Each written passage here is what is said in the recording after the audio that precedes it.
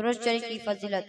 फरमान मुस्तफ़ा सल्लल्लाहु तआला अलैहि वसल्लम जंहिं मूं ते 10 भेरा दुरूद पाक पढ़ियो अल्लाह ताला उन ते 100 रहमत मोकिलींदो आहे। सल्लु अलल हबीब सल्लल्लाहु तआला अला मुहम्मद सल्लल्लाहु तआला अलैहि वसल्लम। कुरान मजीद फुरकान हमीद अल्लाह रब्बुल अनाम अज़्ज़ व जल जो मुबारक कलाम आहे उन जो पाण पढ़ाइण ऐं ॿुधाइण सभु सवाब जो कम आहे।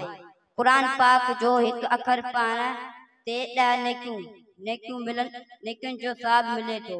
अहिड़ी तरह ख़ातमुल मुरसलीन शफ़ीउल मुज़निबीन रहमतुल लिल आलमीन सल्लल्लाहु तआला अलैहि वसल्लम जो फरमान दिलनशीन आहे जेको शख्स किताबुल्लाह जो हिकु अखर पढ़ंदो उनखे 10 नेकी मिलंदी जेका 10 जे बराबर हूंदी।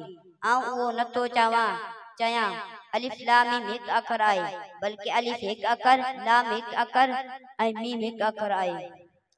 नबी मुकर्रम नूर मुजस्सम रसूल अकरम सल्लल्लाहु तआला अलैहि वसल्लम जो फरमान आलीशान आहे खैरुकुम मन तअल्लमल कुरान व अल्लमहु यानी तव्हां में बेहतरीन शख्स उहो आहे जंहिं कुरान सिखियो ऐं ॿिनि खे सेखारियो।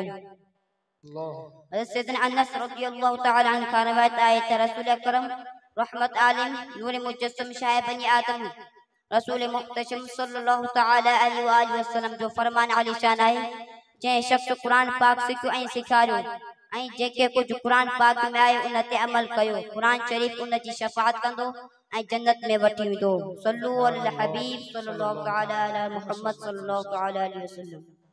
एक हदीस शरीफ में आहे जंहिं शख्स अल्लाह जे किताब जे हिकु आयत या इल्म जो हिकु बाब सेखारियो अल्लाह अज़्ज़ व जल क़यामत ताईं उन जो अजर वधाईंदो रहंदो आहे।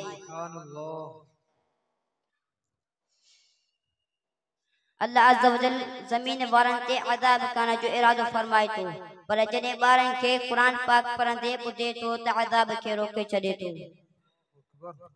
अल्हम्दुलिल्लाह अल्लाह अज़्ज़ व जल तबलीग कुरान ऐं सुन्नत जे आलम गैर सियासी तहरीक दावत इस्लामी जे तहत दुनिया जे मुख़्तलिफ़ मुल्कनि में बेशुमार मदरसतुल मदीना जे नाले सां क़ाइम आहिनि जिन में सिर्फ़ पाकिस्तान में ही सुठो लिखनि था ऐं 72,000 मतनी मुन्नो ऐं मतनी मुन्ना हिफ्ज़ ऐं नाज़रा के मुफ़्त तालीम हासिल करे रहिया आहिनि।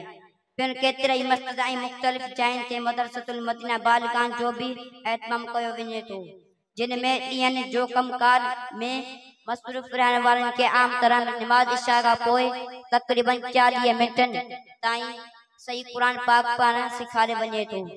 सल्लु अलल हबीब सल्लल्लाहु तआला अला मुहम्मद सल्लल्लाहु तआला अलैहि वसल्लम।